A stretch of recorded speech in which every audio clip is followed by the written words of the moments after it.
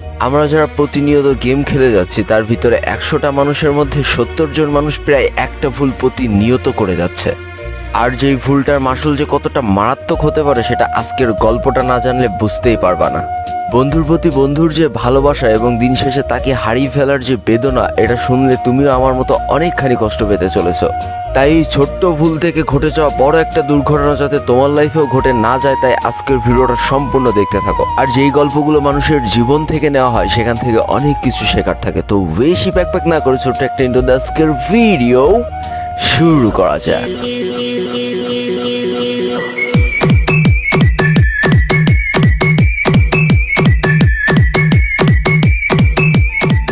আজকের গল্পটি উঠে এসেছে কুমিল্লা থেকে, আর যার সূত্রপাত ঘটেছিল 2022 সালের মাঝামাঝি অবস্থানে। সামান্য এই গেমে করা ছোট্ট একটা ভুলের জন্য যে শুধু একটা পরিবারই শেষ হয়ে গিয়েছিল তা না, বরং সমাপ্তি ঘটেছিল এক অমর বন্ধুত্বের। কি অদ্ভুত একটা ব্যাপার না, গেম থেকে তৈরি হওয়া সম্পর্কটা গেমের জন্যই চিরতরে শেষ হয়ে গেল। মূল বিপত্তি 2022 সালের মাঝামাঝি অবস্থায় ঘটলেও এই জিনিসটার সূত্রপাত হয়েছিল 2018 সাল থেকে। সময়টা ছিল 2018 সাল। দুইজনের বাসা একই এলাকায়, তারা দুইজন একই সাথে স্কুলে যেত, আবার একই সাথে বাসায় ফিরে আসতো। এমনই একটা দিন তারা দুইজন স্কুল শেষ করে যখন বাসার দিকে ফিরছিল, তখন তাদের এলাকায় কয়েকজন পোলাপান মিলে কি জানি একটা করছিল। খুব সম্ভবত তারা বুঝতে পারে যে কোনো গেম হয়তো তারা খেলছিল। কৌতূহলবশত তারা সেই দিকে এগিয়ে গেলে দেখতে পারে যে কয়েকজন মানুষ সেখানে বসে ফ্রি ফায়ার খেলছে এবং তাদের ভিতরে একটা আগ্রহ জন্মায়। এবং তারা ওই দিন সিদ্ধান্ত নিয়ে ফেলে যে তারাও আজকে থেকে বাসায় যে এই গেমটা ডাউনলোড করে এই গেমটা খেলা শুরু করবে, আর যেই গেমটা ছিল ফ্রি ফায়ার গেম। তবে এই ফ্রি ফায়ার গেম অনেক মানুষের ভাগ্য পরিবর্তন করে দিলেও এই দুইটা মানুষের যে ভাগ্য কোন দিকে পরিবর্তন করে দেবে সেটা তোমরা কল্পনাও করতে পারছো না। তো যেই কথা সেই কাজ, যেহেতু তারা ছোট ছিল সেহেতু তাদের নিজস্ব কোনো ফোন ছিল না, তবে বাবা মার ফোনে তারা প্রথম এই ফ্রি ফায়ার গেমটা ডাউনলোড করে ফেলে এবং যথারীতি সবাই যেভাবে খেলে তারাও সেভাবে খেলা শুরু করে দেয়। 0 লেভেল থেকে 10 লেভেল, 10 লেভেল থেকে 20 লেভেল, 20 লেভেল থেকে 30 লেভেল।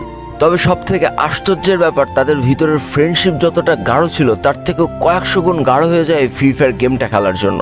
তারা স্কুল থেকে এসে যখন ফাঁকা টাইম পেত তারা সবসময় একসাথে এই ফ্রি ফায়ার গেমটা খেলা শুরু করে এবং সব থেকে ভালো ব্যাপার তাদের লেভেলও কিন্তু একসাথে আপ হচ্ছিল।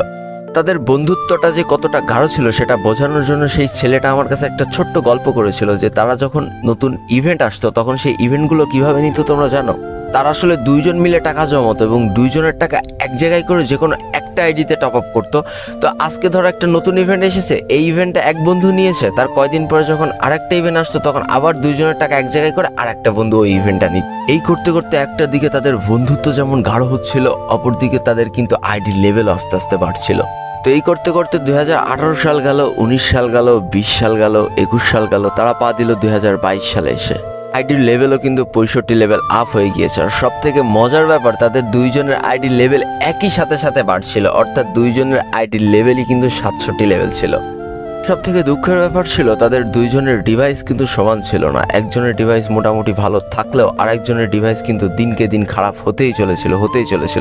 কিন্তু তারা যেহেতু এখনো এসএসসি পাস করেনি তাই কোনোভাবেই নতুন ফোনের আবদার করা খুবই বোকামো ফ্যামিলির কাছে। তো কি আর করা যাবে, প্রতিনিয়ত যেমন হাজার হাজার প্লেয়াররা ডিভাইসের কাছে হেরে যাচ্ছে, তেমন দুই বন্ধুর মধ্যে এক বন্ধু আস্তে আস্তে হেরে যেতে শুরু করে ডিভাইসের কাছে। তার ডিভাইসটা আস্তে আস্তে খারাপ হতে থাকে এমন একটা পর্যায়ে যে তার ডিভাইসের ব্যাটারি একেবারেই নষ্ট হয়ে যেতে শুরু করে। অর্থাৎ সারাদিন পরে স্কুল শেষ করে পড়াশোনা শেষ করে যখন রাতে দুই বন্ধু একসাথে গেম খেলতে বসতো তখন এক বন্ধুর ফোনে চার্জ থাকতো না, তখন সে কি করতো, চার্জে লাগায় গেম খেলতো। তারপরেও কি আর করা যাবে, ফোন অত্যাধিক মাত্রায় গরম হয়ে যেত, তারপরেও চার্জে লাগায় খেলতে তো হবেই। এইভাবে বেশ কিছুদিন চলার পরে তাদের বন্ধুত্বের মাঝখানে একটা ফাটল চলে আসে, অর্থাৎ যেই বন্ধুটার ফোন ভালো ছিল সে বিভিন্ন অনলাইনে টুর্নামেন্ট খেলতে শুরু করে। তোমরা জানো বাংলাদেশে প্রচুর টুর্নামেন্টস অ্যাপস আছে, আর যেইখান থেকে সে টুর্নামেন্ট খেলা শুরু করে, আর এটার জন্য সে তার বন্ধুর সাথে খুব বেশি গেম প্লে করার সময় পায় না। এদিকে এক বন্ধু টুর্নামেন্ট খেলছে, ওইদিকে আর এক বন্ধু ম্যাপ ম্যাচ খেলছে। তো ম্যাপ ম্যাচ খেললে তো আইডি লেভেল একটু বেড়ে যায়। এই করতে করতে 2 লেভেল আপ হয়ে গিয়েছিল যেই বন্ধুটার ডিভাইস খারাপ ছিল, অর্থাৎ যে একটু কম পারতো তার লেভেল হয়ে গিয়েছিল 69, আর যে এখনো পর্যন্ত টুর্নামেন্ট খেলেই যাচ্ছিল তার লেভেল সেই 67তেই পড়েছিল। তো এটার জন্য তাদের বন্ধুত্বের মাঝখানে প্রথম দূরত্ব শুরু হতে থাকে। এ বলে তোর থেকে আমি ভালো খেলি, তো ও বলে আমার যদি ভালো ফোন থাকতো তাহলে আমি তোকে 7-0 হারিয়ে দিতে পারতাম। এইভাবে বেশ কয়েকটা দিন চলে যায়। আমরা চলে আসি 2022 সালের মাঝামাঝি সেই কালো অধ্যায়ের দিনটা। 8-10টা দিনের মতো এই দিনও এক বন্ধু টুর্নামেন্ট খেলছে, তো আর এক বন্ধু ম্যাপ ম্যাচে খুব মনোযোগ সহকারে নিজের র্যাঙ্ক আপ করছে। তো মোটামুটি টুর্নামেন্ট শেষ করার পরে অনেক দিন পর দুই বন্ধু আবার একই লবিতে দাঁড়িয়ে আছে। তো হঠাৎ করে যেই বন্ধুটা টুর্নামেন্ট খেলতো, অর্থাৎ যার ভালো ডিভাইস, সে হঠাৎ করে বলে ওঠে, কিরে তুই তো লেভেল আপ করে ফেলেছিস, ভালোই প্রো প্লেয়ার দাবি করিস নিজের, তো আমার সাথে কি একটা হবে নাকি অন ভার্সেস অন? তো যেই বন্ধুটার ফোনটা খারাপ ছিল সে বারবারই বলতে থাকে যে দেখ বন্ধু, আমার তো ফোনে চার্জ নেই, আমার প্রচুর পরিমাণ ল্যাগ দেবে, এমনি ফোন চার্জে লাগানো রয়েছে আর ফোন প্রচুর পরিমাণ হিট হয়ে রয়েছে, আজকের দিনটা বাদ দে, কালকে তোর সাথে খেলা হবে যখন আমার ফোনে চার্জ থাকবে। তো যেই বন্ধুটার ফোন ভালো ছিল সে এক প্রকার নাসরবান্দার বিভিন্নভাবে তার বন্ধুকে অপমান করতে থাকে যে তুই কি আমার সাথে খেলতে ভয় পাস, তুই কি আমার সাথে খেলতে চাস না। আর একইভাবে যেই বন্ধুটার ফোন খারাপ ছিল সে বারবার রিকোয়েস্ট করতে থাকে যে কোনোভাবে আজকের দিনটা খেলিস না, আজকের দিনটা আমার ফোন আর চাপ নিতে পারছে না, আমার ফোনে চার্জে লাগানো রয়েছে, কোনোভাবে ফোন একেবারে হিট হয়ে রয়েছে, আমি ফোন দিয়ে কোনোভাবে খেলতে পারবো না তোর সাথে। তো শেষমেশ কি আর করার, সেই নাসরবান্দা বন্ধুর অপমানের জ্বালা সহ্য না করতে পারে যেই বন্ধুটার ফোন খারাপ ছিল সে অবশেষে চ্যালেঞ্জ অ্যাকসেপ্ট করেই ফেলে এবং রাজি হয়ে যায় তার সাথে অন ভার্সেস অন একটা কাস্টম খেলার জন্য। তো যেই কথা সেই কাজ, হয় আজকে বন্ধুত্ব আরও গাঢ় হবে, নাই বন্ধুত্ব আজকে এইখানে শেষ হবে, তাও ওয়ান ভার্সেস অনে কেউ কারো ছাড় দিতে রাজি না। প্রথম ম্যাচে যেই বন্ধুটার ভালো ফোন ছিল সে জিততে পারলো, দ্বিতীয় ম্যাচ কিন্তু ঠিকই সেই যার নষ্ট ফোন সেই জিতেছিল। আর এই করতে করতে তাদের মধ্যকার স্কোর যখন 3-2 হয়ে যায় তখন যেই বন্ধুটার নষ্ট ফোন ছিল সেই বন্ধুটা হঠাৎ করে দেখা যায় তার ক্যারেক্টার আস্তে করে কম্পিউটার হয়ে গিয়েছে। তো যেই বন্ধুটার ভালো ফোন ছিল সে তো অলরেডি 3-2 এগিয়ে গিয়েছে, সে অলরেডি নিশ্চিত হয়েই গিয়েছে যে তার বন্ধু তার সাথে কোনোভাবেই পারবে না এবং সে হয়তো ভয়তে গেম ছেড়ে চলে গিয়েছে, তাই তার ক্যারেক্টার কম্পিউটার হয়ে গিয়েছে।